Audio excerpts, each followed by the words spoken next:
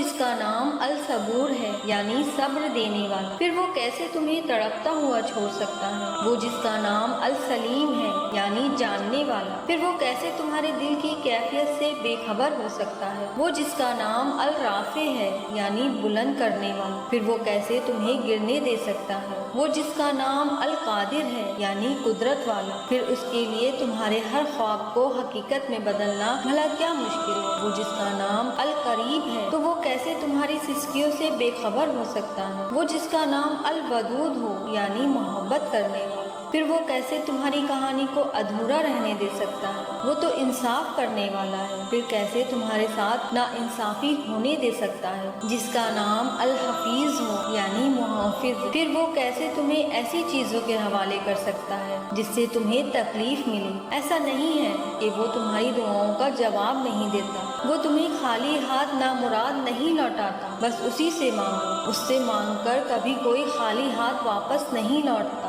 بس ایک اللہ ہی تو ہے جو تمہیں سب کچھ دے سکتا ہے، جو تمہارے نصیب کو تمہاری رضا کے مطابق ڈھال سکتا ہے، جو فرش سے لے کر عرش تک ایک ہی اشارے میں سب کچھ بدل سکتا ہے۔ پھر تم نا امید مت ہو، جس نے تمہاری من پسند چیز کو تم سے دور کیا، تم اسی سے اس چیز کی واپس لوٹ آنے کی دعا کرو۔ جو رب ایک دفعہ تمہاری چاہت سے نواز سکتا ہے، وہ دوسری دفعہ بھی اس چاہت کو واپس لوٹانے کی قدرت رکھتا ہے۔ اللہ تمہیں اس لیے کمزور نہیں کرتا تاکہ وہ تمہیں سزا دے سکے، بلکہ وہ تمہیں اس لیے تھکا دیتا ہے تاکہ تم جان سکو اللہ کی مرضی کے بغیر، اللہ کی رضا کے بغیر کچھ بھی نہیں ہو سکتا۔ اللہ ہر شخص کو مختلف طریقے سے آزماتا ہے، اور کبھی کبھار وہ تمہیں ایسی آزمائش میں مبتلا کر دیتا ہے کہ تمہیں لگتا ہے کہ اب اس آزمائش سے باہر نکلنا مشکل ہے، مگر ایسا نہیں ہے۔ وہ تمہیں امتحان سے مقابلہ کرنے سے پہلے تمہارے لیے اس سے باہر نکلنے کا راستہ بناتا ہے۔ اللہ آزماتا انہیں ہی ہے